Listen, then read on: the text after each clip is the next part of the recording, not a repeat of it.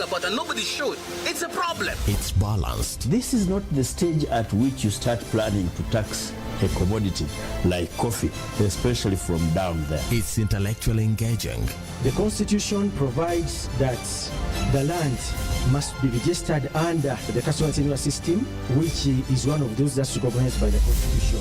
Ground Zero Season 2, live and syndicated on your public and national broadcaster, UBC, inspiring Uganda. It's hot. We passed it. We didn't know exactly what the problem was on the ground. There is no pretending about the effect of this thing. There's no pretending about it, and nobody should. It's a problem. It's balanced. This is not the stage at which you start planning to tax a commodity like coffee, especially from down there. It's intellectually engaging. The Constitution provides that the land must be registered under the customary tenure system, which is one of those that's recognized by the Constitution. Ground Zero Season 2, live and syndicated on your public and national broadcaster, UBC, inspiring Uganda.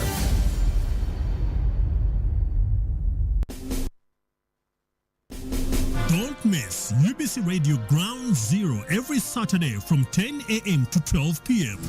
We host credible and relevant guests to discuss pertinent issues of national importance aimed at addressing people's concerns. As a country, if we don't fight this vice of corruption seriously and with honest opinion without any bias, things will not be good for us. UBC Radio Ground Zero, right here on UBC Radio. UBC, ensure that the information you give out is factual but also objective, balanced, and complies with the legal and policy requirements for the media. Ground Zero program is always live, loud and clear, every Saturday from 10 a.m. to 12 p.m. on UBC Radio, Butebo FM, West Nile FM, and Magic 100 FM, and live stream on YouTube. You can also listen to the repeated broadcast of UBC Ground Zero every Sunday from 3 p.m. to 5 p.m. UBC Radio, inspiring Uganda. Tune in to Ground Zero on UBC Radio. We discuss politics. The money we collect as taxes in the country, we lose it in corruption. Economics. The four economic sectors where their jobs and wealth are: commercial agriculture, industries, services, and ICT. Education. The classes which will not need an abridged curriculum are the entry-level classes of P1, Senior 1, and Senior 5. Culture and religion.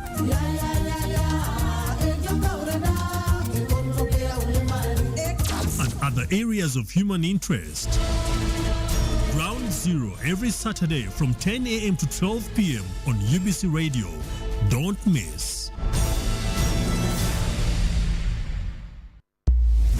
Welcome to Ground Zero Season 2, a show that brings you in-depth discussion ranging from politics, health, finance, sports, and so much more. Ground Zero Season 2.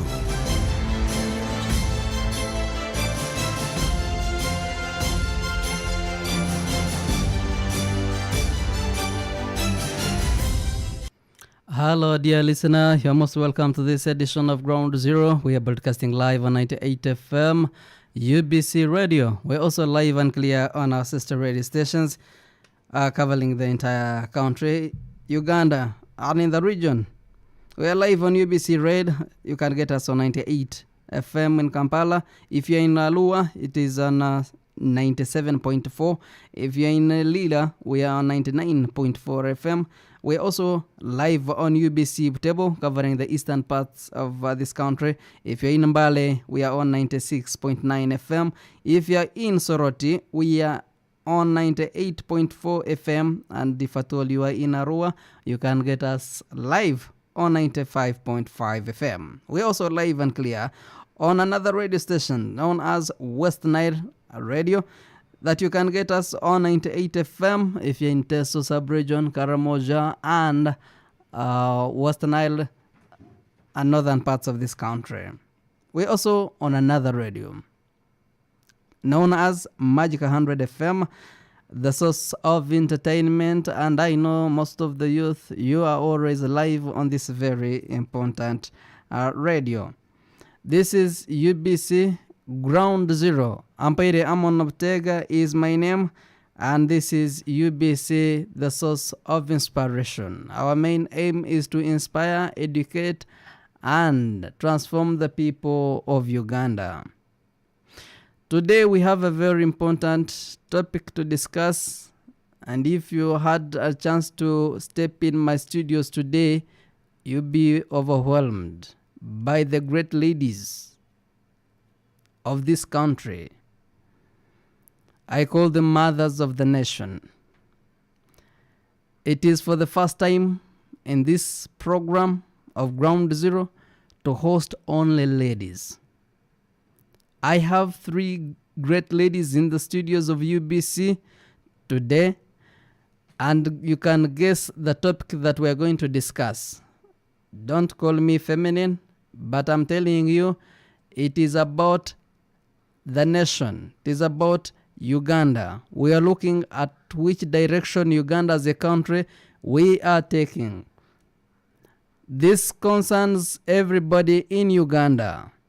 And it is the reason as to why we have only the mothers of the nation, because we believe they have a very great contribution towards which direction our country takes.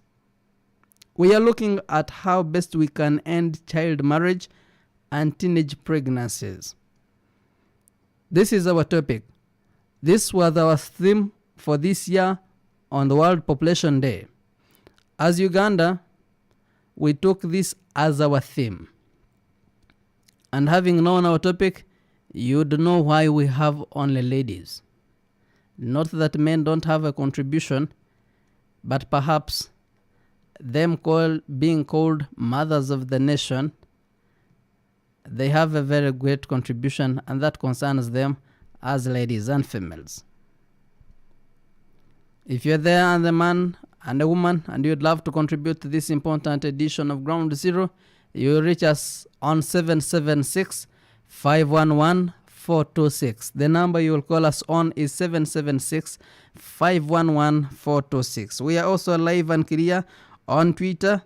You just put UBC Radio Uganda, and we're also on Facebook, UBC Radio Uganda. But in case you want to be part of this conversation live and you're not on radio, you're also on YouTube, you just put UBC Ground Zero, you'd be part of this conversation. In the studios of UBC Red, and connected all the radios that I've mentioned, I have Dorothy Awori, is the CEO and co-founder, Jazz of Clay organization. Most welcome to UBC Ground Zero Award. Thank you so much, Amon. Good morning, of listeners. Great. You're most welcome. We also have Amoron Ann Francis, is the senior social researcher. Most welcome to this edition of Ground Zero. Thank you, Amon. And thank you to our listeners. I welcome you too. We also have Nankunda Hope Mwijuka, is the Executive Director, Raising Teenagers Uganda. Most welcome to this edition of Ground Zero. Thank you so much, Amon, for having us, and we look forward to a powerful discussion. Great. Ending child marriages, teenage pregnancies. Why do we have this on our tables today? Why do we have to discuss child marriages? Uganda, on the World Population Day, took this as a theme. Are we overwhelmed by the numbers of the newborn babies and coming from the child marriages or because of teenage pregnancies? Does it in any way cost this country? Does it in any way harm the people who are the future leaders and citizens of this country? Because if a child gets pregnant or gets married at a young age, I don't know whether it will be good for her in the near future. The ones that I've introduced to you, our dear listener, They are not only mothers, but they are researchers. They have experienced in this field, as some are running the organizations in this field, and I believe you and I are going to learn more about this. Starting with you, Nankunda, raising children, raising teenagers, Uganda. What do you understand? Why is this a concern? And what is known as child marriage? Hope? Thank you so much, Amon. Good morning, our listeners. Like I was introduced, I'm Hope Nankunda, and I lead a team at Raising Teenagers Uganda. But I also coordinate the Girls Not Brides Uganda National Alliance. And this is a network of over 100 organizations from the different parts of the country. And they are all working hard to address issues of ending child marriage. And because we believe that when we work together, we achieve a lot more. Why child marriage, and what is this? Child marriage, of course, we understand that this is a marriage that is between children below the age of 18. It can be an old man with a young girl below the age of 18. It can be both boys and girls. If you have a boy who is 17 and is married to a girl who is 16, it's child marriage. But we also have child marriage affecting boys too. And therefore, our dear hosts, when you say that when you're hosting this, they shouldn't call you feminine, it's because it's important for everyone in the country. We have boys that have fallen victims of child marriage at the hands of old women. A research that we just did in Chotela district recently indicates that 40% of boys in Chotela actually have become victims of child marriage. They are in marriages and they are married by older women. This is a problem that we all need to be concerned about, because if young people below the age of 18 get into marriage at that age, the whole nation should be concerned. What does this mean? We have children that are giving birth to children, and definitely they are not ready to parent. And when young people give birth to children, sometimes the nation may not understand it right now, but it's just a matter of time that we shall pay the price. We see young people dropping out of school because, if a girl is pregnant, even when the Ministry of Education recently allowed that they can resume school, it's not something as easy as walking to class and sitting down when you're pregnant or you're carrying your baby. It affects the school retention, and of course, if we don't have educated girls, again, the nation will definitely have to pay the price. But also we realize that while we have so many young people that have fallen victims of teenage pregnancy and as a consequence become victims of child marriage, there is a gap, especially when it comes to parenting. If we have to look at what causes this, in most cases, young girls who have fallen victims of teenage pregnancy and child marriage, if you go back to look at what is pushing them, what is forcing them into these relationships at a young age, we have seen so many parents kind of drag back about their roles. Provision of basic needs is a problem. If a girl can't afford the basic needs that they need, the first man who provides will actually take advantage of the situation, and these girls will end up becoming victims of teenage pregnancy and consequently child marriage. So it's an issue that should be discussed at a time like this, and it should be of concern for every Ugandan out there, so that we all aim at ensuring that young people are protected and actually supported to stay in school and complete their education. Important. Thank you so much, Hope. Amron. Yes, please. What is, as a social researcher, how have you known or understood child marriage, and where should we have it in our minds as a serious concern that needs a serious attention? Thank you. My name's Amron Anne Francis, and a senior social researcher. We have been doing very many of this research work related to child marriages and teenage pregnancies in the country. And the sequence of these happenings has been almost, it goes back to more than 15 years ago.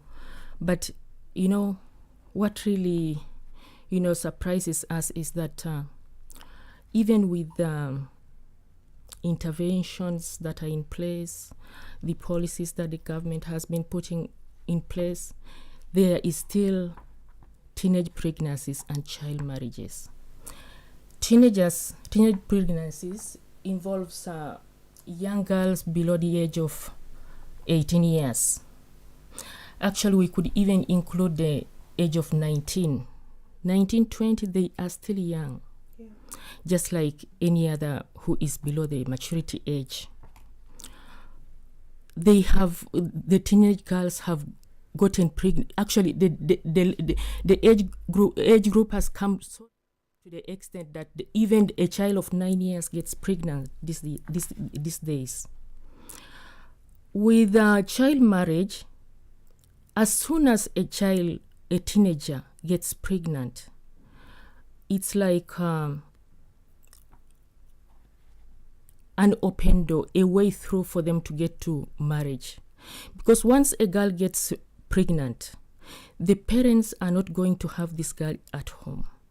They tell her, no, there is no way we are going to have a bastard here. So you are forced to get married, even if you were not ready for marriage, even if the boy was not ready for marriage.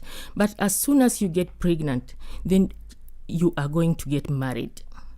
So actually, teenage pregnancy leads to child marriage. 90% of these young girls who get married, it's because they have gotten pregnant. Just like Hope mentioned, there are many drivers that have been, causing young girls to get pregnant. One of them mostly is the lack of the provision of the girl-child needs by the parents. The clothing, the pads, the underwears, they lack this, this necessities. So at the end of the day, the girl child is forced to go and look for somebody who can, provide for them these items. In the process of getting these items, they are forced, they get pregnant unknowingly. Because at the end of the day, the boy or the man is forced to have sex with them. They don't know that any time they will wake up pregnant, so they get pregnant. The other issue that we have really noted so much that has caused the young girls to get pregnant has been the issue of alcoholism in the families, especially down at the ground root. The parents are so much engaged in alcoholism, so they leave the homes to the care of the girls. At the end of the day, these girls, they get tired. First of all, the parents leave the home so early in the morning. They go to the centers to drink alcohol. They have left the home without anything to eat. In the evening, they come back home, they demand for food. So if the young girl is not able to provide for the food, they beat this young girl. The young girl is forced away to run away from home. So at the end of the day, where do they seek refuge from? They go to these men or these boys who have been asking them out. So they run there and ask for refuge for the night. At the end of the day, what happens? They'll be forced into sex and they get pregnant. Some of them even just get tired of taking care of the homes that the parents have left for them. So they opt out and say that let me get relief, and the only way to get relief is to go out and be with these men who have asked them out, or the boys, and they end up getting pregnant.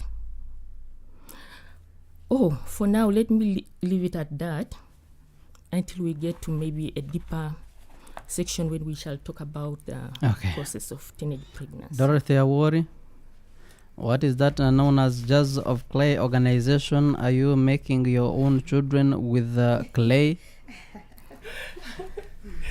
A very, very interesting one. Good morning, our listeners, once again. My name's Dorothy Awori, and I lead the team at Jars of Clay. And just like Amon raised the issue, I get that a lot. People always wonder, why jars of clay? What does that even mean? I thought you're tired of humans and you're making your own. No, we are not yet tired. Okay. Jars of Clay summarizes who we are and why we do what we do. We are deeply convicted that as humans, on the outside, we may look ordinary. Most people may look ordinary. We may be covered in layers of poverty and dirt and disappointment and discouragement. But deep down, there's a seed of greatness in each one of us. And so our job is to champion the cause of children so that we give them a fighting chance to stay in school, so that we make sure that that seed of greatness that is inside that jar of clay is actually nurtured, is developed and manifested into the great men and women that they were created to be. So that's where we premise the name Jars of Clay. All right. Yes. At least now I've known. Yes. Talking about child marriages, I know you have met some, but I was still wondering, Hope mentioned Pat and also Amron. Is our children into marriage or they get pregnancies, if we were to look at the factors, are they more of a push or of a pull? Are they attracted by something that they need to get so in this institution?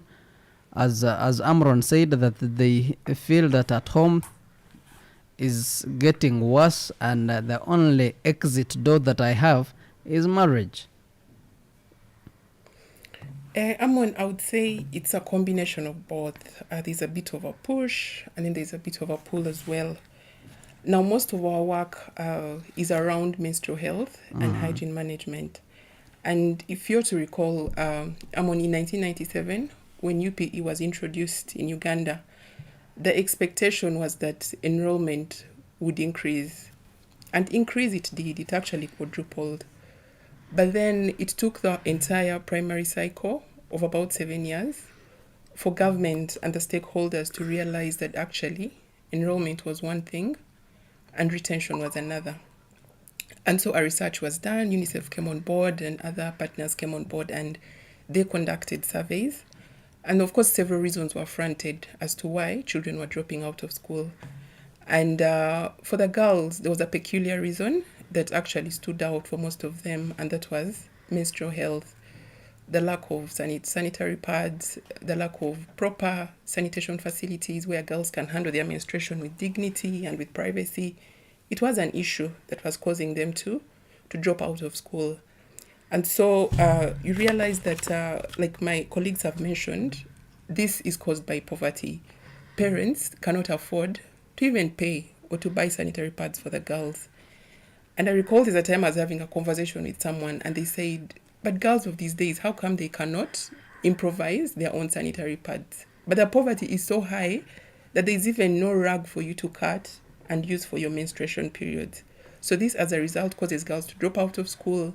And when they drop out of school, it's a signal sometimes to the parents that actually you're ready for marriage. Menstruation for some people is a signal that you're ready for marriage. And that is how they end up being married off. There are other issues like the media. I think there is over-sexualization in the media. When you tune... We have attracted them. Your content, I want the content. Yes, the content is...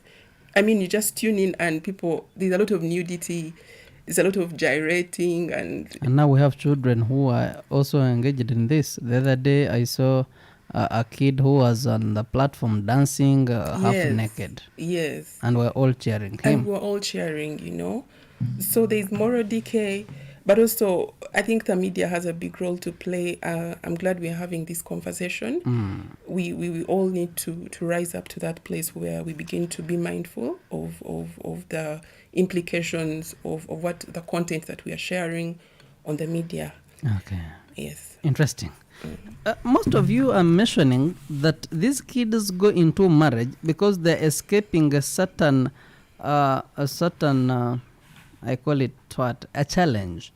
The menstrual related issues, lack of sanitary pads and the sort. But Hope, I'm looking at the point, I'm looking at the situation where a teenage is going for a fellow teenage. If you have to look at these children who are in marriages, they are most times married by their own their fellow children. Yes. Can this boy really cater for these sanitary pads? Okay. Because the boy is also struggling as well as the girl.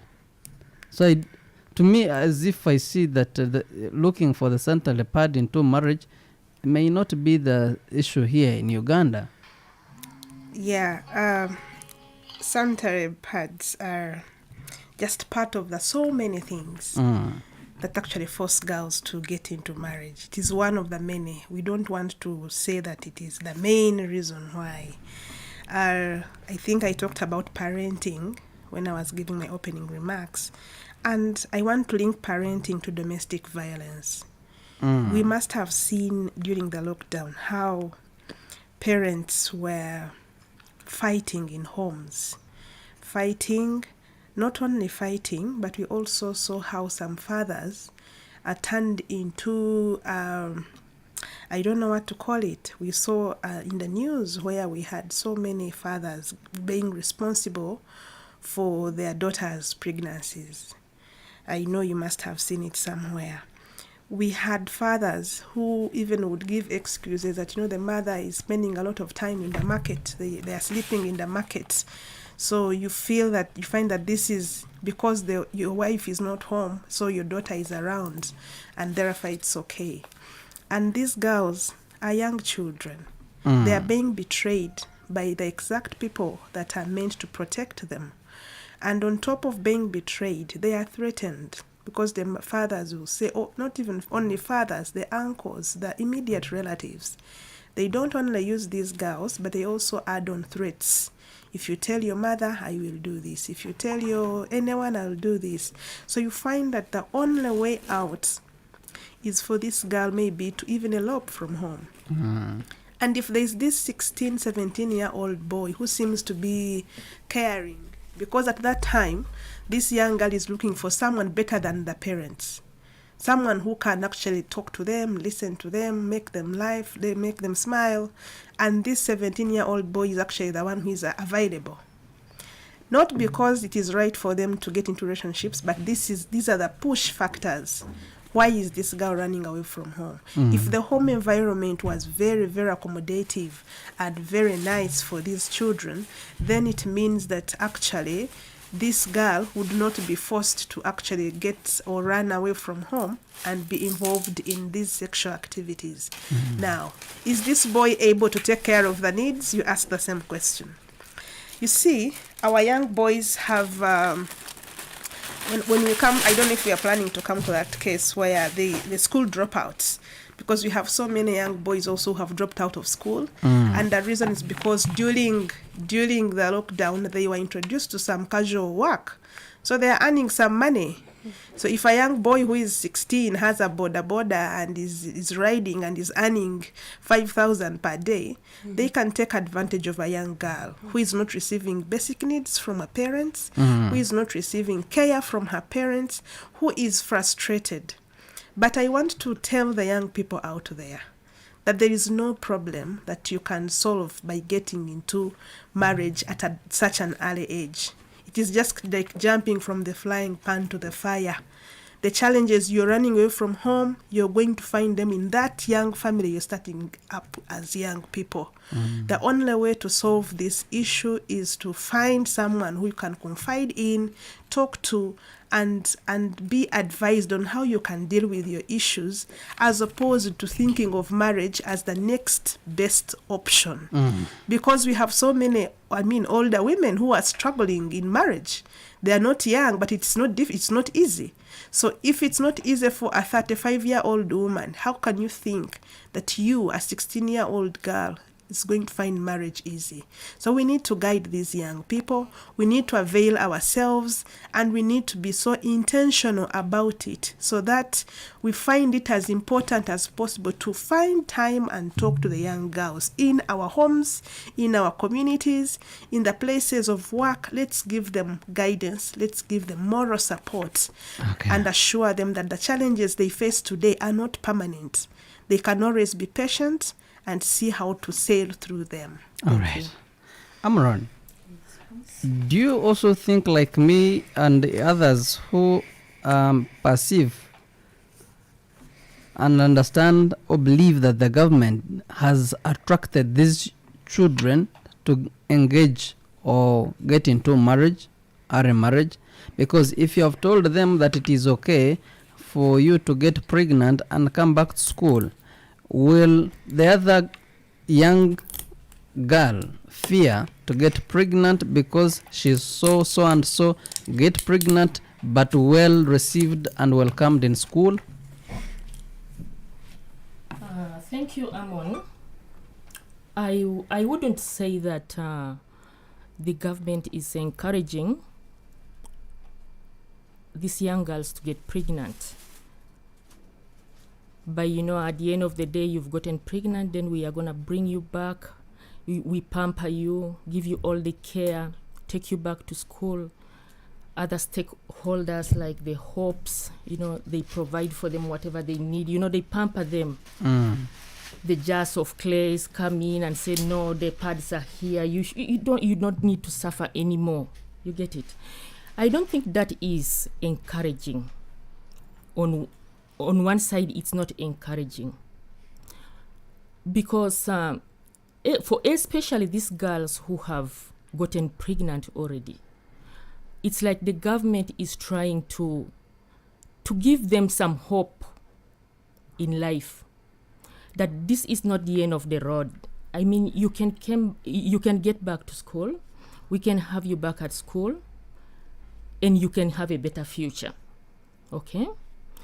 Other stakeholders come in and say that, no, we are going to be providing this for particularly these girls who have already gotten pregnant. They are given hope through this. But on the other hand, for these young girls who have not gotten pregnant, it's like an encouragement to them to get pregnant. How? Once they have already seen that our friends got pregnant and they were taken back to school. So they also know that even if we got pregnant, we shall still be taken back to school. They see, the facilities that are provided by the other stakeholders, the NGOs. They have come up to help these young girls who have gotten pregnant. They give, for example, BRAC. I witnessed BRAC in Kumi. What BRAC was doing in Kumi is great. They have opened up centers for these young girls. They train them give them skills. They give them even loans to start up some small businesses. They encourage them. They meet up and, encourage each other. And this, it affects the other girls who are out there. How? Because they admire these girls who are in here. They think this is good. I think if I also got pregnant, then I can get to BRAC. I will be given these facilities. I will be given the pads. I will be taken to school. I will be given, a startup capital. But I'm here suffering. I don't have any capital, to start any business. I will be taken back to school free. You get it? My parents are suffering because they cannot pay school fees. But if I got pregnant, then the government will take me back to school free. Yeah, this particular NGO will take me back to school free. So to the girls who have not yet gotten pregnant, it's like an encouragement, which I don't know how the stakeholders are going to handle that. There are so many benefits associated to associated for the girls who have gotten pregnant, which the other girls who have not gotten pregnant are admiring. You get it? They wish to get pregnant so that they can access those amenities. You're reminding me of the last time we had edition on of this program on refugees, and one of our guests told us that when he was in the field, one of the residents, actually a child, told him that he's praying hard to be a refugee. When a gentleman asked him, well, the kid said, you see, the refugees are given A, B, C, D, good clothes, good accommodation, good schools. They don't pay anything. They get sugar, they get gel cans, they get good things which we don't get. Mm-hmm. It is the same situation that I see here. Yes. The early married children, the pregnant children are getting so much than those who are safe and are still abstaining. Yes. Where are we heading? Amron, as you conclude on that. As I conclude on this, I don't see us heading. Should we reduce on the benefits associated to getting pregnant when you are young? No, we shouldn't reduce the benefits, because there are some of these girls who get pregnant not because they want it. Okay, so if we deny them these benefits, it means that we are throwing them away completely. We are dumping. They are already frustrated by the life that they got into, unknowingly, not knowing that they are getting into trouble, into that life. Then if we get these amenities away from them, it means that we are pushing them down more than that. Okay. But what I would like to say is that for this to change, I think the strategy should be changed. The girls who are not pregnant should be targeted more than the girls who have already gotten pregnant, because targeting these girls who have already gotten pregnant, it's like doing a postmortem.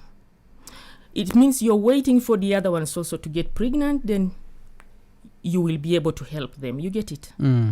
But if we target both these girls using different strategies, we help these other girls who have not gotten pregnant, help them to avoid getting pregnant. You get it? That is the strategy that we should really increase. All right. UBC Ground Zero, we're broadcasting live on 98 FM in Kampala. We're also live on 97.4 FM in Arua. We're also live on 99.4 FM in Lida. If you're in western parts of this country, we are live on your radio called UBC Butebo. If you're in Mbale, it is on 96.9 FM. If you're in Soroti, it is 98.4. If you're in Arua, it is 95.5 FM. And we are also live and clear on West Nile FM on 98 FM. We are also live and clear on Magic 100 FM.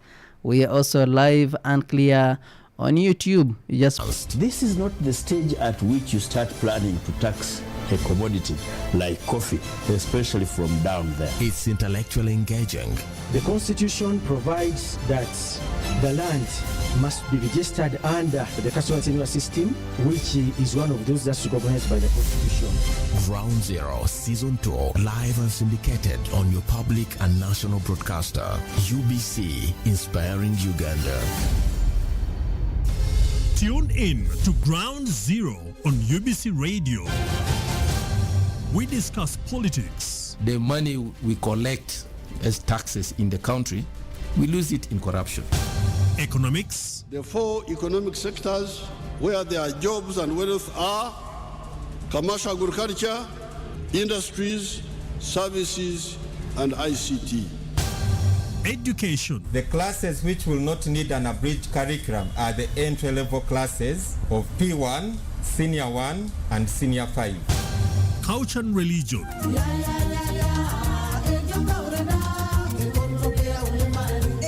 And other areas of human interest. Ground Zero every Saturday from 10 a.m. to 12 p.m. on UBC Radio. Don't miss.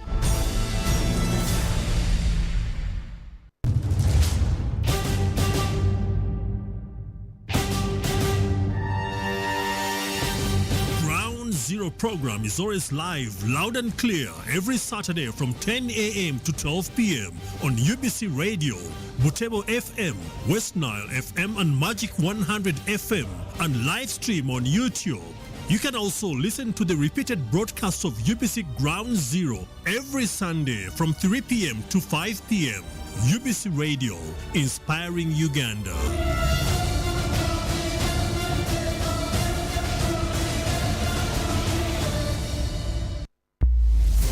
Welcome back.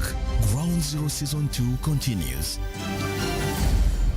Welcome back from that very short break. This is UBC Ground Zero. We're broadcasting live on 98 FM, UBC Radio. We're also live on UBC Butebo, UBC Western Nile, and Magic 100 FM. We're streaming live on YouTube.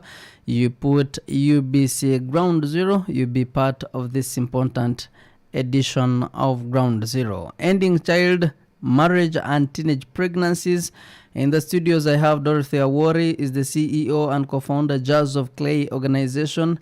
Amron Ann Francis is the senior social researcher. Nankunda Hope Mwijuka is the executive director, Raising Teenagers Uganda. Ampaire Amon Utega is my name.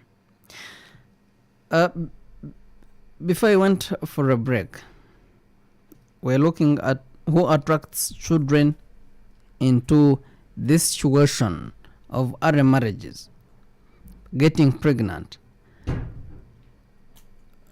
Dorothy, do we keep blaming children, or we should as well look at the environment, the society in which these children are growing in? Thank you, Amon. Are we better as parents, as elders of this nation, as leaders, both the religious leaders of government, civil society? Let's look at the environment. First and foremost, I would like to mention that I'm aware, and we are all aware, that there are so many factors that contribute to teenage pregnancies and early marriages. So many players come into effect here. I already mentioned the media, the content that is shared. It makes children curious to want to experiment some of the things that they see. We've talked about family, the role of families, broken marriages, child-headed families, dysfunctional families, single mother families where sometimes there is no father in the home to have that authority in the home, and so many factors we've discovered come into play here. But I would like to a bit tilt the conversation a little bit, Amon, and also talk about the girls themselves. You see, there are those incidences of violence, sexual violence, where, for instance, a girl is forced or defiled, and sometimes by people who are actually very close to her, like her father or a close relative. But ultimately, I would like to say that there are scenarios where the girl also has a word to put in, and she has a decision to make. Now, in our work that we have been doing, we have realized that most girls do not have self-esteem.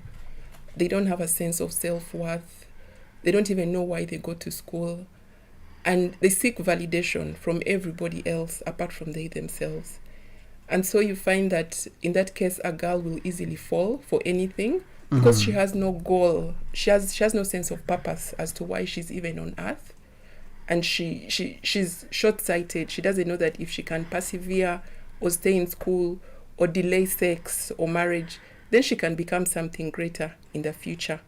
So according to me, I think that it's a combination of everything. All the players have a role to play. Are you not concerned on how society has officiated and publicized sex and making love? In the past, we used not to hear that statement, but now even a kid of 9 knows how to pronounce that word that I fear even to pronounce, and knows what it means. And if you asked him or her, she would tell you. Where does this really leave us? Who is to blame? Yes, absolutely. Amon, I totally hear you. It's good you brought that up. I remember I was watching a cartoon the other day, and even the cartoons were kissing. You think you're getting a channel that is safe, and even the cartoons are kissing. And so, like I said, it's everybody. We all have a role to play. As family, we have a role to play. As church, as mosques, as civil society, the government has already rolled out something that maybe I'll talk about a little bit later. The media, we all have a contribution to make. The girls themselves, yes. Interesting. Hope. Yes. Leaders who are supposed to be our epitomes, our role models. Do we still have the word role model in as far as Uganda is concerned? What should we do to our elders? What can you tell them? I've heard in news where parents, especially fathers, are impregnating their own children. What do you have to tell them? It's a big challenge, and it's overwhelming that the people who are in place to protect children are the ones letting them down. These are not only parents, but even big leaders in society, people who are actually supposed to be role models, like you mentioned. They are the ones that take advantage of these young girls, that take advantage of the young boys, and end up messing up their entire life. And what do I have to say? I want to challenge each and every one that is listening, that every time you look at your daughter, okay, I'm talking about those who don't use their daughters sexually. I'm talking about the responsible parents who wish well, who really work so hard to empower their children. Mothers have reached a point of not entrusting their daughters to their fathers. Yeah. What a scenario. It is very unfortunate. But I want to challenge each and every parent out there and request each one of them to look at these children as children. And sometimes... Not women. Yeah, they are just young children. I just don't understand what a man would see so attractive on a 14-year-old girl, when there are so many girls and young women out there. And sometimes we even see them around saying, oh, we are looking for relationships. And they are old and they are ready. But these men are looking at the 14-year-old, the 13-year-old. I want to challenge you to sit and reflect upon your life. Because I know some of them are listening. You are there listening. You are the one that sleeps with your friend's daughter. Some of the family friends, they're the ones that actually, the people that they have been trusted, they're the ones using these young girls. I want you to challenge yourself, reflect on your life, and just know that the things we do in this world that don't really add value to society, sometimes we get to pay a price.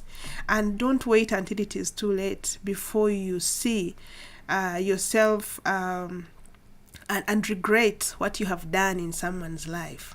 Because this young girl, I'll give an example of parents, for example, who may not be using their own daughters, but they are using daughters of the other men and women. They protect their own daughters and destroy the others. No one should touch my daughter. You drop her at school, you protect her so well. But when you are away from home, you go and use your friend's daughter. It is so shameful. Your neighbors. It is so absurd.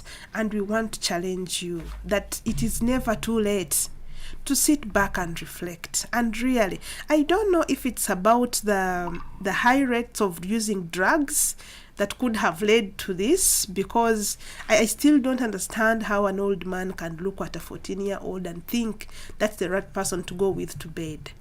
Now, that is that. I wanted to give a small comment on what my sister has said about giving many privileges to the pregnant girls and enticing those who are not pregnant to actually look around, who will get me pregnant, And it reminded me of some young girl who I met, because I do a lot of work in schools.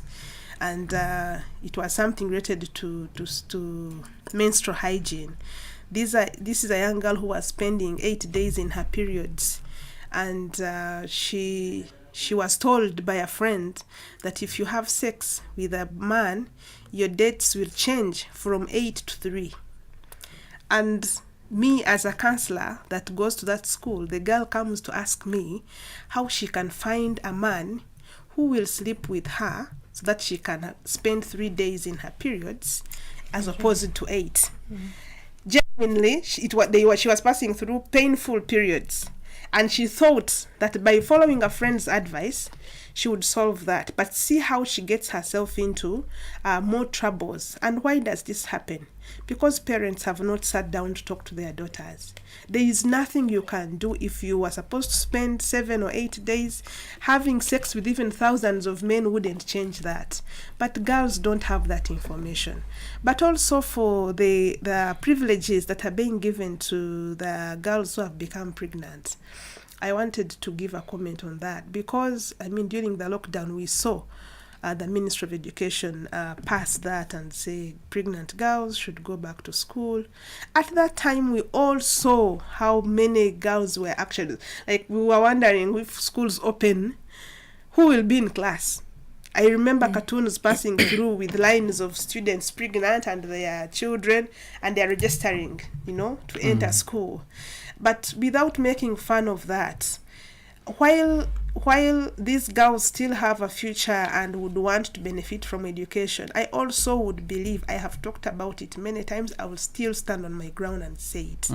I don't think it is right for a girl who is pregnant to enter a classroom and sit and study with the entire class, a regular class, and like she says, it's like telling girls, it's okay, go get pregnant, you'll come back to class. And I always say... Should we have different classes for the pregnant? Not about different students. Classes, because even being pregnant, even when if it's me and I'm pregnant, I don't think a school is an environment I want to be in.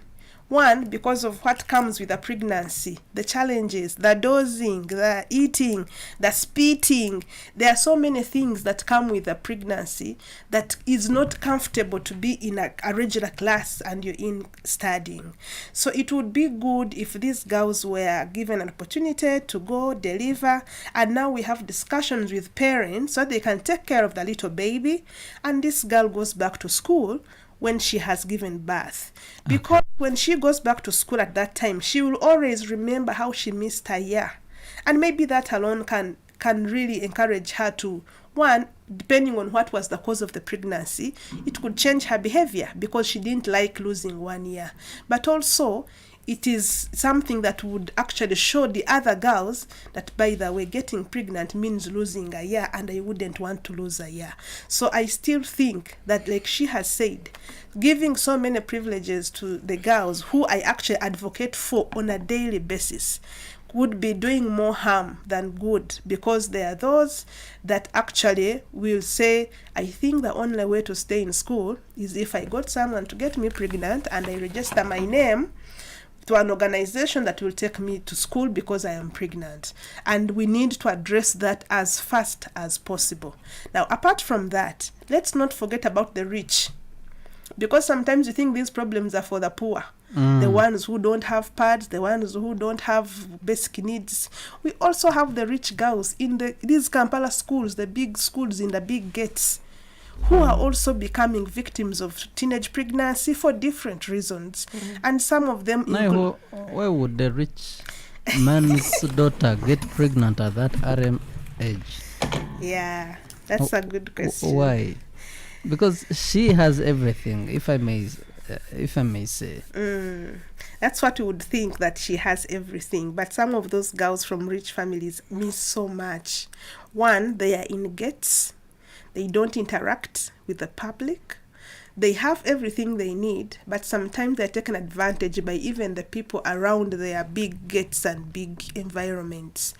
And once they get pregnant, like you look at girls who, for example, have to be dropped to school in the morning, dropped to school after lunch, and it is from class to the car to home. So if anyone, maybe the gatekeeper or someone who is at home all the time, can actually take advantage of this girl. And you know why? Because of something Dorothy has mentioned, the media. These are people who have access to the media. They have smartphones. They have watched the pornography. They have watched things are passing through on WhatsApp, different groups. So before you know, the mind is telling this girl, by the way, you need to find someone that can actually sleep with you. And they may not even mind who they go to sleep with. And while the cases of these children may not be as many or talked about in public, but I tell you, I've been to these big schools. There's a lot of abortion that happens. And what happens? Because the parents can't take on the shame. How will the people hear? How will the public hear? So that you find that having abortions day in, day out is something that has been acceptable because we are protecting our family. But is that addressing the problem? Can we have environments where we can talk to our girls and tell them that the disadvantages of engaging in early sex, the challenges that comes from that, the challenges that comes from abortion, because abortion also, you pay a price later in life, but sometimes people don't want to share this information. Okay. So we need to have these discussions around. Important. Ending child marriages and teenage pregnancies. Dorothy Awori, CEO and co-founder, Jazz of Clay organization. Amron Ann Francis is the senior social researcher. Nankunda Hope Mwijuka is the executive director, Raising Teenagers, Uganda. Ambere Amon Obtega is my name. We are in the second hour of this edition of Ground Zero, where we share it with the listeners. Later on, I will go for a break, and immediately after the break, I will get your calls and tell us what needs to be done in Uganda to end child marriages and teenage pregnancies. Amron. Yes, please. Should we open our gates for our children to get exposed, to interact, to have friends, in that we are protecting them, to make sure that they are safe, not to get pregnant? Because as Hope said, that these people, we are almost enslaving them. We are prisoning them in our gates. What should the rich parents, rich dads and rich moms do to avoid early pregnancies and early marriages? Thank you, Amon. Amon, I wouldn't say that maybe we need to have these girls given freedom. Have them go out to interact with each other. Of course, they're already interacting with each other at school. Would you be free with a boy who has entered your gate and is introduced to you by your daughter, meet my friend Amon, and you let them sit alone in the gardens or in the sitting room? No, I wouldn't be free with that. Why? I wouldn't be free with that. Because I don't know what is going to happen anytime when they are left to. I don't know who this young man is, how he has been brought up, what morals he has, how does he appreciate the young teenage girls. So for that reason, I wouldn't encourage that.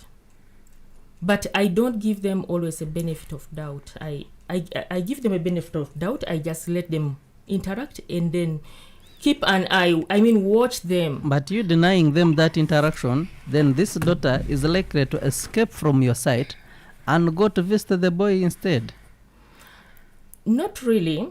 What I would like to would you not have initiated that if they got pregnant? No. That is why I'm coming to a point. Okay. Having these two people interact freely, it calls for something to be done.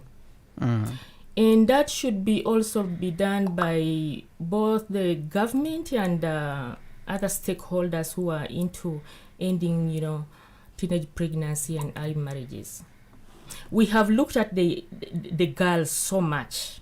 We have put efforts, in trying to, talk to the girls, tell them why it's not good to engage in sex when you're young, because you'll get pregnant, the reasons for, the effects of early pregnancies and early marriages. And we are seeing that this is not working, because it has taken a long period of time since we started, implementing, talking to the children, talking to them. I think the strategy should be changed, that we should look at the boy child. Because if we targeted the boy child, educate these boy children, sensitize them to appreciate the girls, to appreciate their sisters. Then at the end of the day, when this young man comes to my house and he is sitting freely with my child, I will not have any doubt that there is nothing that is wrong that is going to happen, because this young boy knows who the young girl is, appreciates her teenageness, appreciates her feminism. So there is no way this young boy will end up, carrying this young girl into an action of sex and into pregnancy, because they know it. They know that, it's not good to have these young girls taken into this. But because we have kept the boy child away, so the boy child is forced to discover what is in the girl that they are refusing us to have. But if we talk to the boy child and let the boy child appreciate the girl, and maybe even if we diverted our attention from the girls, I am very sure that the girls will be surprised and disappointed. And they will say, no, you can imagine the government no longer wants us. The NGOs, the stakeholders, they no longer, bother about us. They are into the boy child. The young girls will also wake up and say, no. If the boy child is now protected, then we should avoid getting pregnant, because who is going to be there for us? So the strategy should be looking at the boy child, because at the end of the day, even if we looked at the girl child alone, the boy child is affected in one way or the other. Early pregnancies or early marriages affect the boy child the same way it affects the girl. At the end of the day, if this, especially down in the grassroots, if the young girl gets pregnant and drops out of school, if at all she was a school going age, she will definitely the boy at the end of the day also drops out, because down there at the ground root, there is no way a boy child will stay at school if the young girl has dropped out. So let's look at both the boy child and the girl child. Educate both of them to appreciate each other, to know the dangers of early pregnancies, to know the dangers of early marriages. I think there we shall be able to tackle this issue, at once. All right. Awori, you've heard from Hope and Amaran that if they land on a girl who was impregnated, they rather let that person sit home, miss a year from school, in that she can learn a lesson. But is getting pregnant a means of getting excommunicated? I personally do not think that there's a girl who would intentionally go out and get herself pregnant just so she could be supported by the government or any other stakeholders. The scenario could be different, maybe for refugees and other vulnerable groups. But for this particular one, I think that from the onset, when they enter into these relationships, they do it from a point of curiosity, enjoyment, ignorance, lack of information, lack of supervision, and so many others. If one gets pregnant, how should we treat them? Excommunicate them, expel them from school, punish them?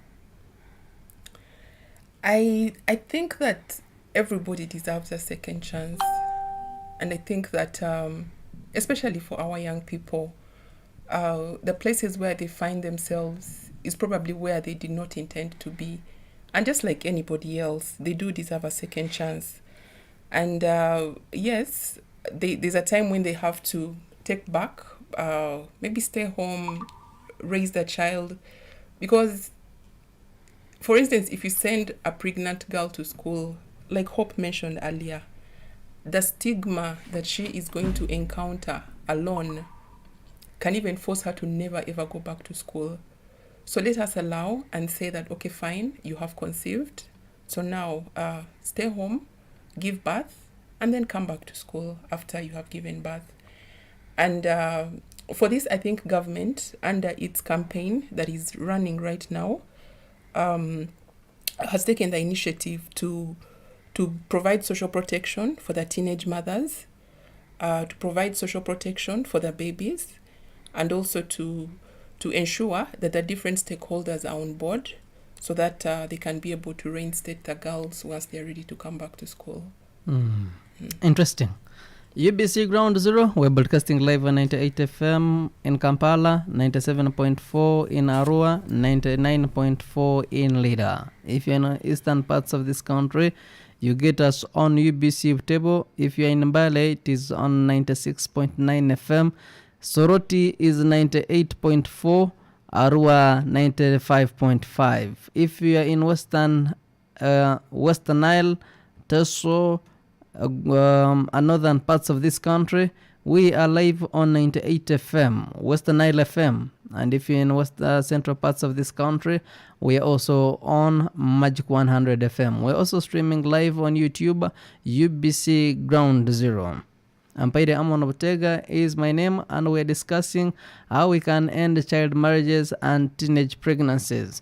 I'm taking a very short break. When I return, you will call us on 776-511-426. This is UBC Ground Zero. Welcome back. Ground Zero Season 2 continues.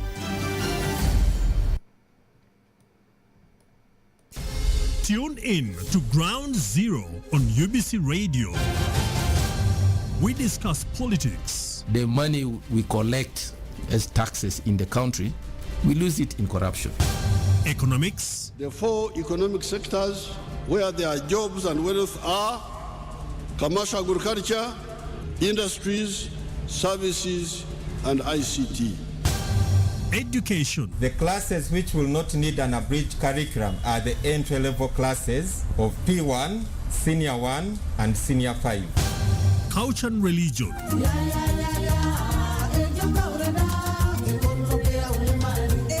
And other areas of human interest.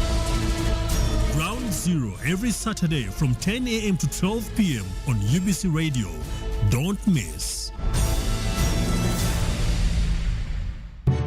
This is UBC Radio, the home of inspiration.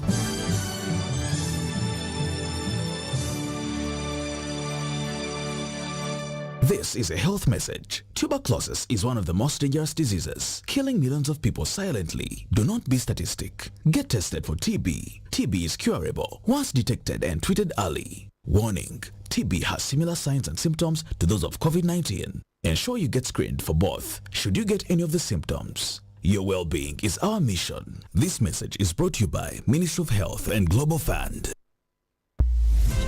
It's hot. We busted. We didn't know exactly what the problem was on the ground. There is no pretending about the effect of this thing. There's no pretending about it. Nobody should. It's a problem. It's balanced. This is not the stage at which you start planning to tax a commodity like coffee, especially from down there. It's intellectually engaging. The Constitution provides that the land must be registered under the custodial tenure system, which is one of those that's recognized by the Constitution. Ground Zero Season 2, live and syndicated on your public and national broadcaster, UBC, inspiring Uganda. Welcome back. Ground Zero Season 2 continues. Welcome back from that very short break. UBC Ground Zero continues, and we thank you for being part of it from the time that we started up to now. And indeed, we're still continuing. Our topic today, ending child marriages and teenage pregnancies. UBC, you can reach us on 776-511-426 and be part of the conversation. UBC. This is Juma from Busega. Most welcome to this edition of Ground Zero. Thank you.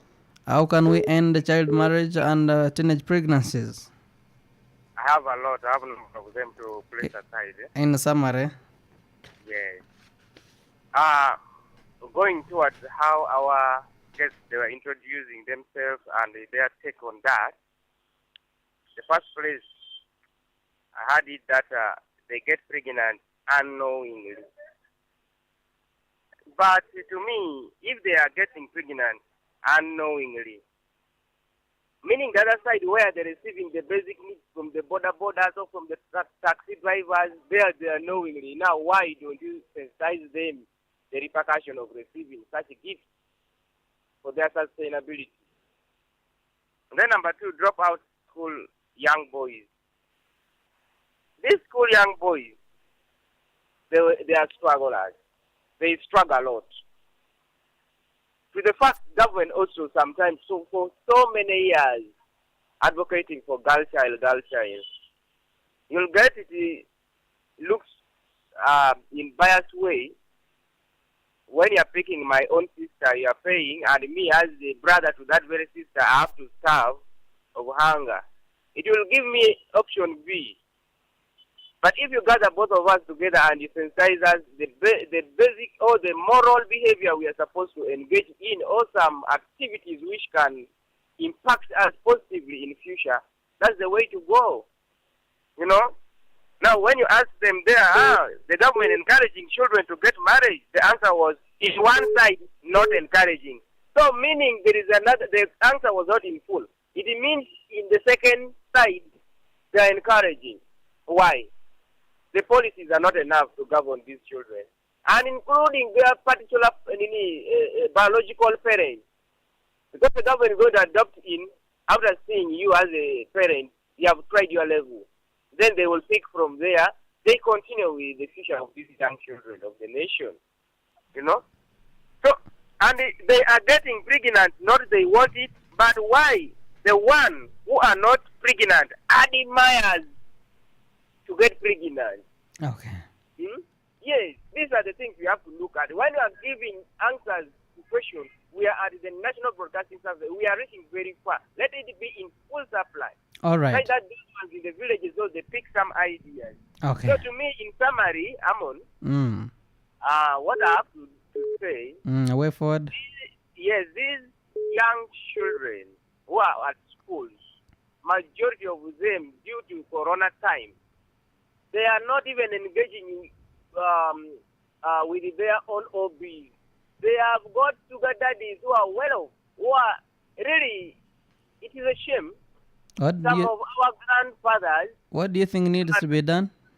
Yeah, we need more policy. Once they go to your 30 plus and you have slept with someone who is underage, life imprisonment. This is what I'm encouraging. All right. Yes. Thank you, Juma. Greetings to the people of Busega. They have had. Thank you so much. We appreciate We it. love you so much for always being part of UBC. 98 FM. Yes, sir. You're live and clear on UBC. Your name and where you're calling us from? This Andrew from Bukoto. Yes, Andrew. I greet everyone inside the house. Thank you. Yes, I'm also very happy for this topic today. Thank you. Yeah, okay, to my side, I've seen like everyone has got a role to play. The government has a role to play. The parents also have a role to play. Even the girls themselves, they also got a role to play, even with the boys.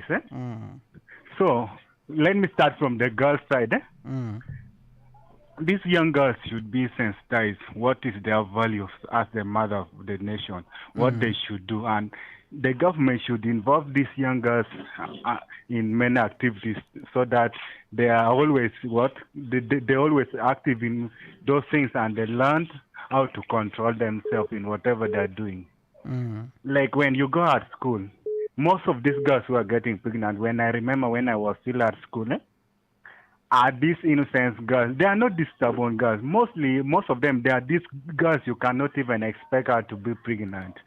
But they just use a little chance they get and they use it in a bad way.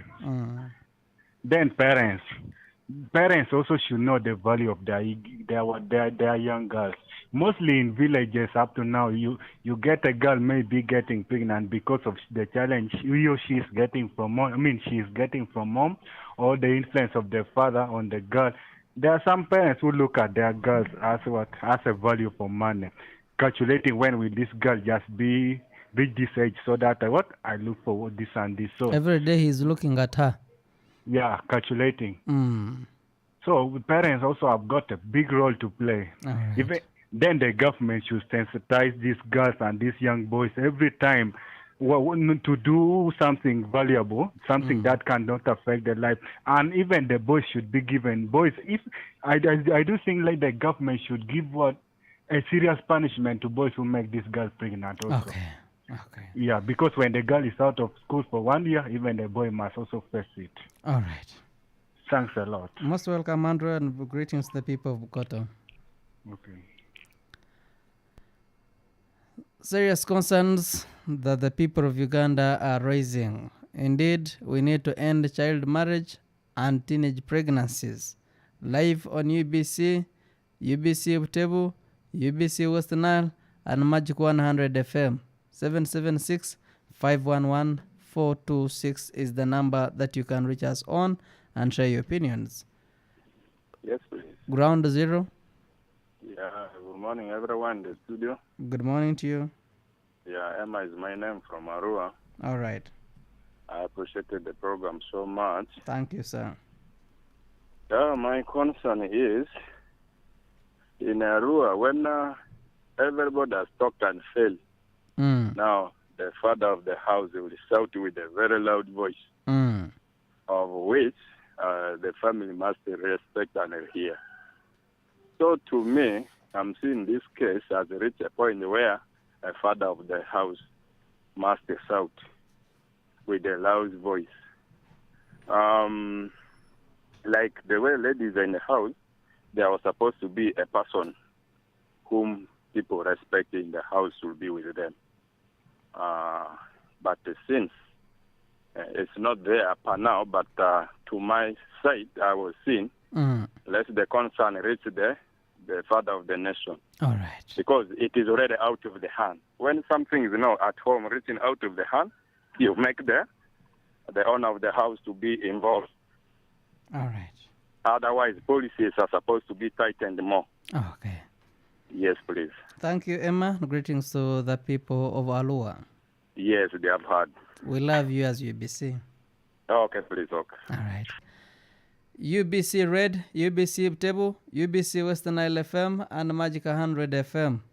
Ending child marriages and teenage pregnancies. What do you think needs to be done? I'm going to receive one more caller and then... Hello? Hello, good morning. A very good morning to you. You're live on UBC. Yeah, this is Martin from Moyanga. Most welcome, Martin. That was UBC. Very good. Yeah, thank you for the show. Thank you, sir. Yeah. On my side, we shall blame also that our children or whatever. All these things, they are equal. The way I'm seeing parents, see? The pure ambush person is the mother of the daughter. It can do this without the father to know. You find tomorrow the girl is pregnant without the father to know. And they always tell their mothers first. Yes. And the mother will tell her, you either abort or keep it. But we are together here in this house. Have you seen any man entering here? But the man knows. You need the mother knows. Huh? Yes. And even the other boy can come from there that, Mama, how are you? And this, first get this. But you're the man, you don't know. So that is thing. It needs us also, the parents, to be aware here in Kampala or in this town. I see, even I've seen it, mostly the neighbors, which neighbors can see. You find the girls, they are stranded, starting moving up and down, can say that, give me something, I don't have something to eat. Oh, I don't have what? What next? That is not the way of getting pregnant. All right. You refuse to give someone something to eat. He's moving out all the time. Out. Why? What next? And giving her money to take her. Yes. That's what they're doing. All right. Thank you, sir. Yeah, welcome, sir. Greetings to the people of Mienga. Yeah, welcome. Serious concerns being raised by the people of Uganda on ending child marriage and teenage pregnancies. Allow me get back to the studios, and then if time allows, we shall get more of your calls. Starting with you, Hope. You have heard from the people of Uganda. I am glad that I have hosted only ladies, and most of the calls that I have received were all for men. This is balance, I think. As a man, maybe the message would be clearer. I think it's important that we accept that both men and women have a contribution to make in society. And therefore, when this happens and we're supporting each other, especially when it comes to parenting as women and men, we get a better environment for our children and also a better society for everyone that lives within us. Okay. Thank you. All right. Amron? Yes, please. Concerns, addressing people's concerns, I have heard from the callers. Thank you, Amon. I would also like to thank our callers that have called in and given a contribution to this discussion and also raised up their views. I would start with a gentleman who called from Busega. He mentioned particularly about the girls taking the gifts. That is true. These girls are taking the gifts, and what worries most is that people who are able to afford these gifts are men who are not teenage boys. They are men who know that these girls are young and they need to be protected, especially the border men. The border riders, they don't have mercy. They don't have mercy on these young girls. They will see any young girl, as long as they are able to give her any gift, then they take advantage of these young girls. Please, we are requesting that please, can these men respect the young girls? Can these elderly men please respect the young girls? Give them a gift. If you would like to give them a gift because they need one, give them a gift, but don't take advantage of them by having them pay this gift back by having sex, because they are going to get pregnant. And once they get pregnant, then most likely, if they are school going, then they are going to drop out of school. Mm-hmm. If they are not even school going, early pregnancy, affects very many things in the country right now. It ends up increasing, child marriages and also mortality rate, mother mortality rate.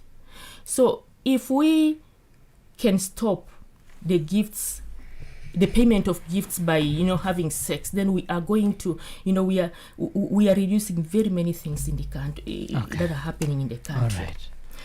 Then there is a gentleman called from Bukoto. He talked about everybody in society having a role to play.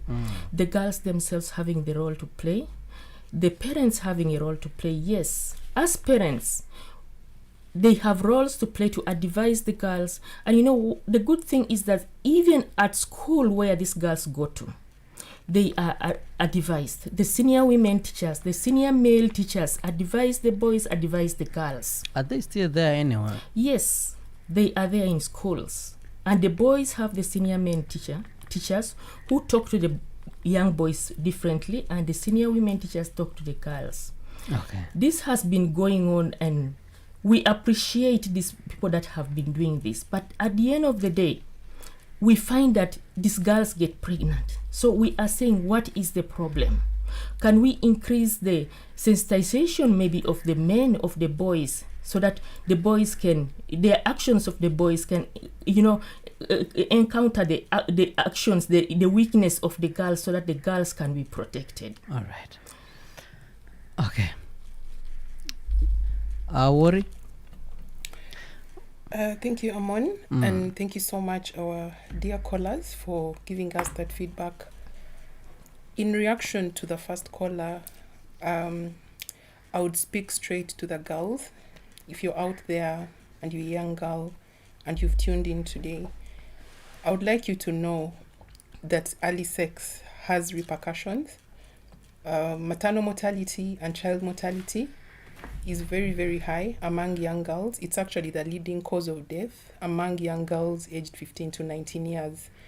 And of course, most times when you conceive, you will probably fear to go for antenatal services because you don't want people to know. And this is what eventually leads to maternal mortality and even child mortality. I would also like you to know that there are a lot of complications that are related to pregnancy and childbirth. Your body is not ready.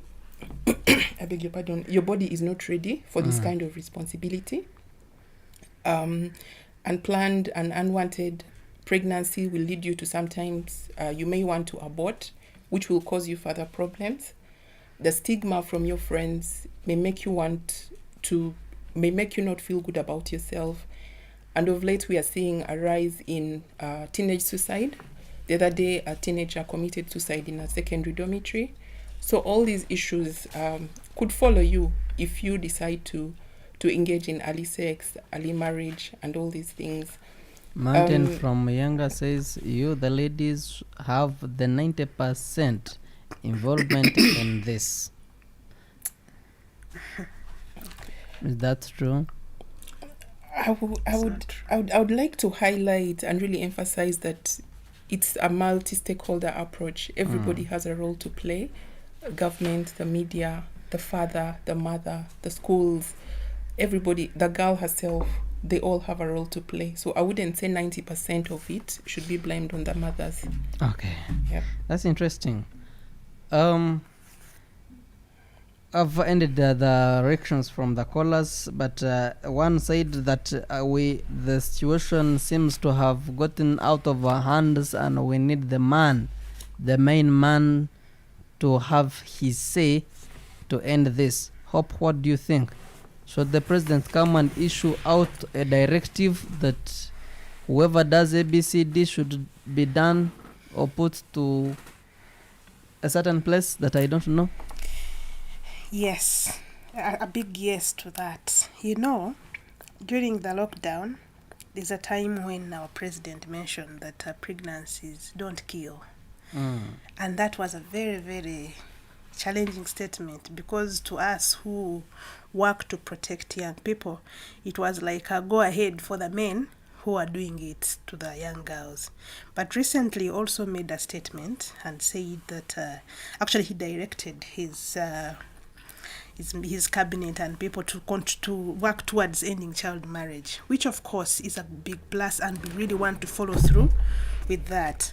But also one thing that is important is that the head of state is so much respected. You must have seen that during the lockdown. It was very, very significant.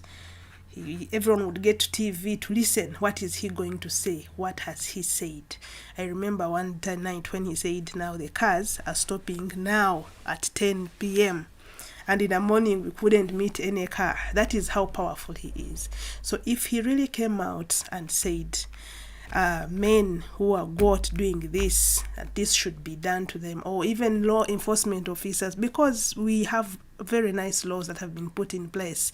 Just recently, we launched, the Ministry of Gender launched the new strategy to end child marriage and teenage pregnancy. Nice laws which have not been implemented? Yeah, they are very well put, but putting them into practice is still a challenge. And I believe that if the head of state would emphasize this and maybe call on his team to ensure that actually girls are protected and boys are protected, there is so much that would change, because he is a head of state and the whole nation listens to him. Amran. Yes, please. Everyone says we should talk to the children, we should talk to children, but who should talk to the children? Because today I've seen so many mothers and parents getting scared to talk to their own children. Actually, when a child commits some crime at home or has done a mistake, you'd find a big mother, a big dad say, you have done ABCD, I will report you to your teacher. And the child will feel disciplined and will humble himself. Now, children fear teachers more than children. Parents, more than parents. More than parents. Who should talk to them? We are saying parents. Even when they fear them, they should talk to them. Definitely they will have to talk to them, because they will not have to avoid talking to them even if they fear them. But what I think is that we should increase the use of peers. Peer influence is very effective. We should get young girls and young boys who can to talk to them. No, I'm saying that the parents should not stop. The teachers should not stop even if the children, fear them. Although the best method or the best way to communicate to these young children is through peer groups. Amron, see yes, this please. situation. Today, parents don't want to mention anything related to sex to their children. They fear. Instead, they will call teachers. Actually, talk to my daughter. The other day she was doing ABCD. You better talk to her. But in the past, if the mother realized something that is related to that, the bedroom, the next is the door is locked. Chiboko. And Chiboko start. Yes. And today it is not there. How best can we help our children? No, the mothers just need to change the strategy that let us not leave our girls, our children to the hands of other people. Let it be our first step. Let it be us, the mothers, to talk to the children, to talk to the girls, to advise them, because they are always with us. And when we talk to them, you can even understand whether this girl has really taken in the information or no. Because the reaction on the look on their faces will tell you whether they are going to obey that or not. They have accepted your advice or no. But when it is somebody outside advising them, the person will talk, and the effect is seen later. But you, the parent, it is your responsibility to talk to your daughter. It's your responsibility to talk to the boys. All right. But the fathers should also stop blaming the mothers. That when anything happens to the young girl, it's the mothers that are blamed. No, sometimes you'd as well hear him talk to your daughter. Talk to your daughter. It's you who has spoiled. Yeah, but that is not true. Sometimes these young girls go out there without the mothers even knowing that they are doing this. They even get pregnant and reach the level of giving birth when the mother doesn't know that she is pregnant. Because they hide the pregnancy in such a way that even the mother cannot realize that she is pregnant. So let's not blame the mothers so much.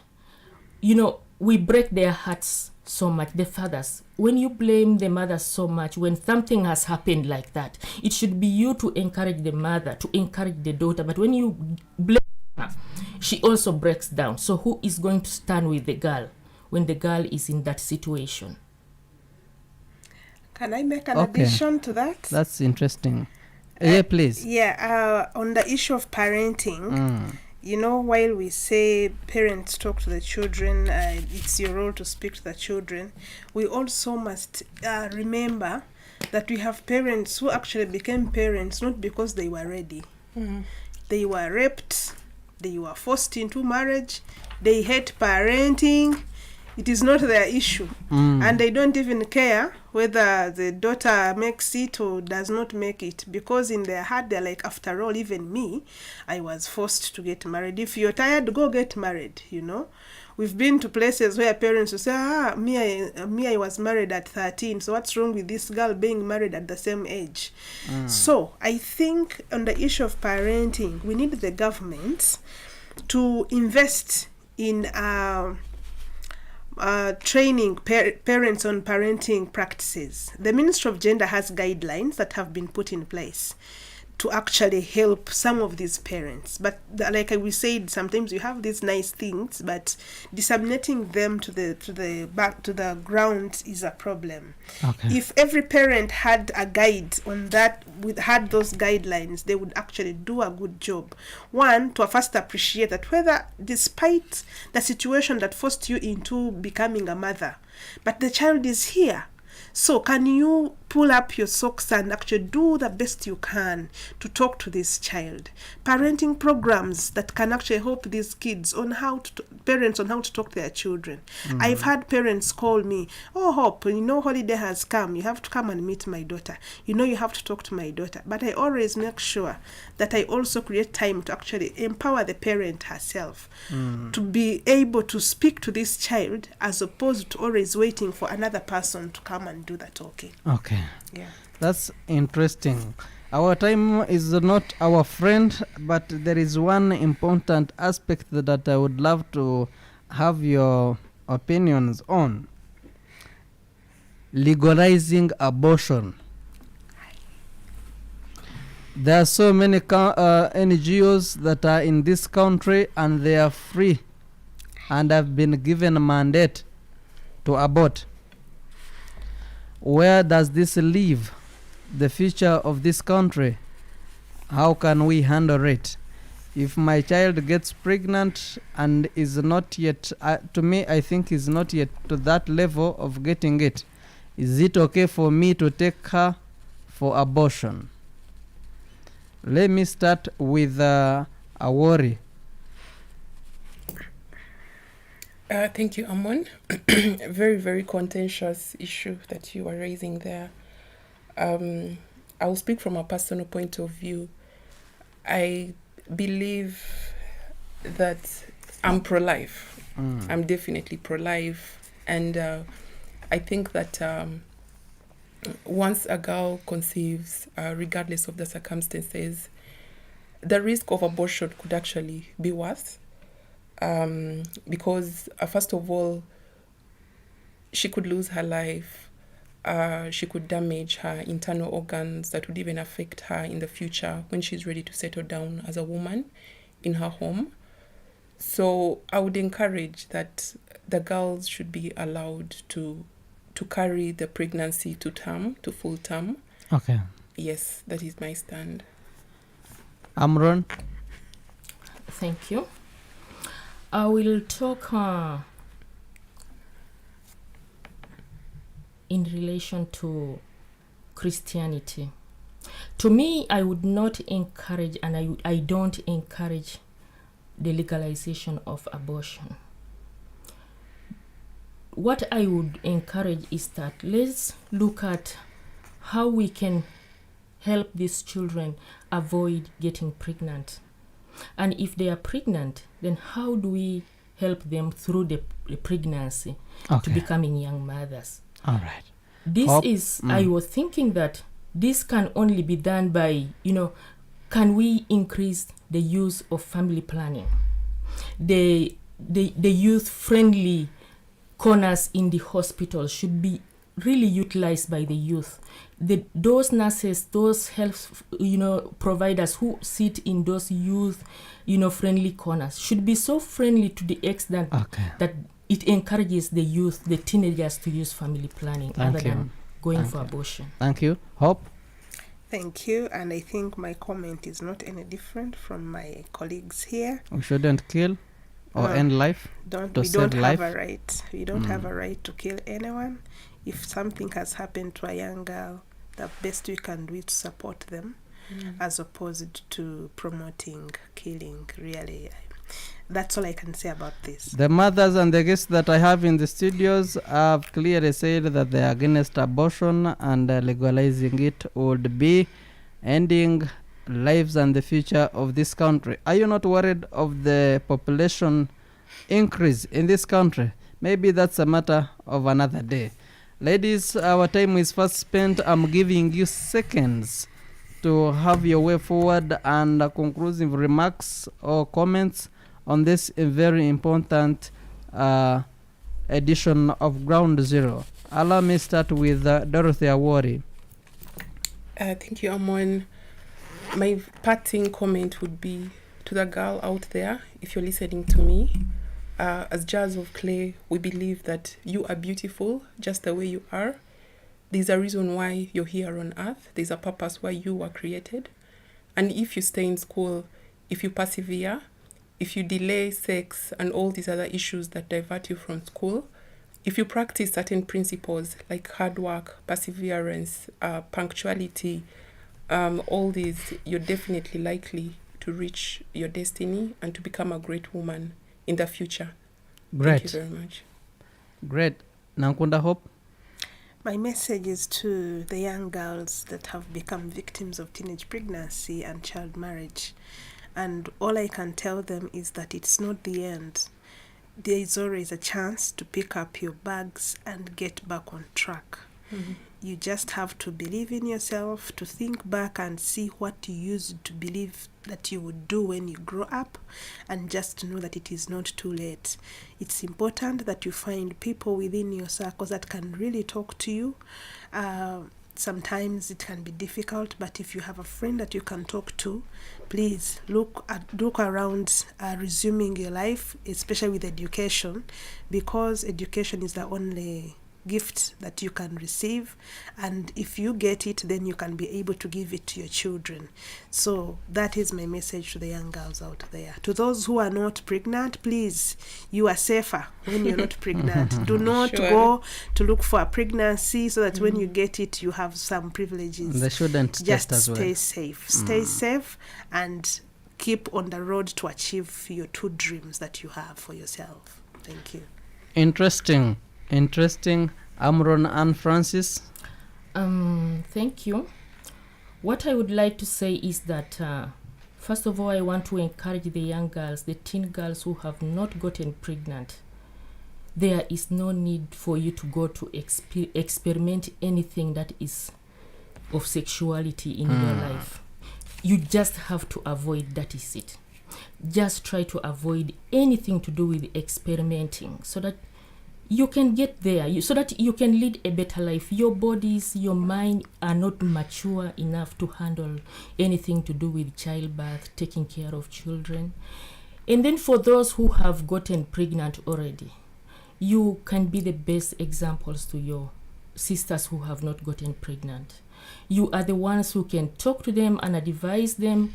When you sit down with them and give them your life experience, it's much better than somebody far from Kampala coming down to talk to them down there.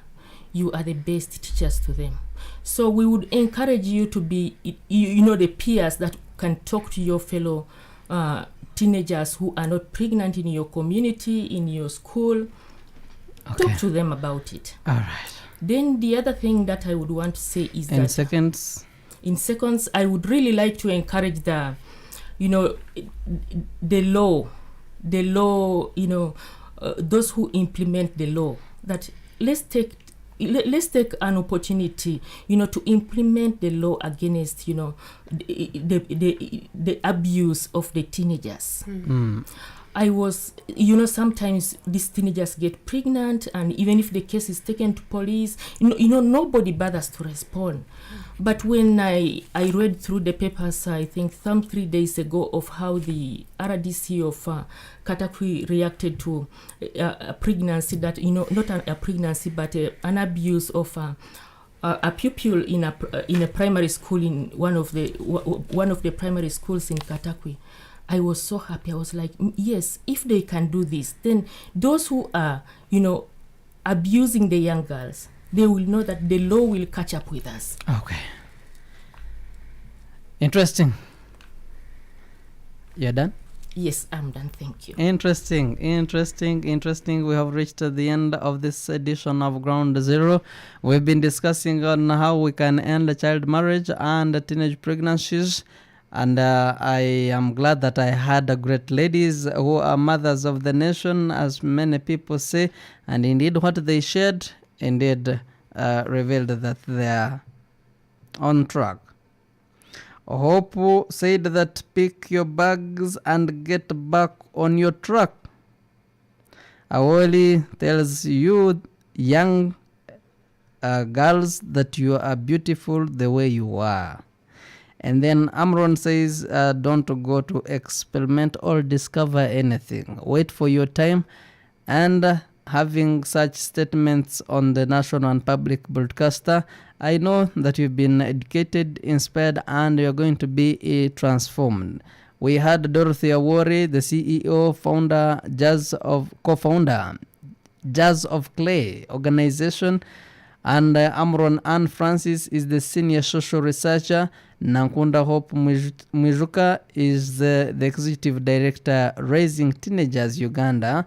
Ampere Amon Obtega is my name, and I worked with Bob Bonne Ochenwin, Bob Brian Mugisha, Katrebe Hirare, and many thanks to our executive producer Doreen Ndezi and Msimenta Aren. From all of us at UBC, we always wish you the best. We want to send our many thanks to our callers. Juma from Busega, Andrew from Bokoto, Emma from Arua, Martin from Yenga, and those that we did not get time to get your calls. We know that you are indeed part of this great family of Ground Zero. We are because you are, and since you are, we are going to keep inspiring the people of Uganda. And we keep on the fight to end child marriages and teenage pregnancies. It is not an individual effort, but a collective effort, and everyone in Uganda has a contribution. Many programs are coming your way on UBC Butebo, UBC West Nile, and Magic 100 FM. While here on UBC Red, George Ngobi is coming your way with On the Journey. From all of us at UBC, we wish you all the best. Ampere Amon Obtega is my name. Allow me to sign out. That was Ground Zero Season 2, a production of Uganda Broadcasting Corporation, UBC, inspiring Uganda. Tune in to Ground Zero on UBC Radio. We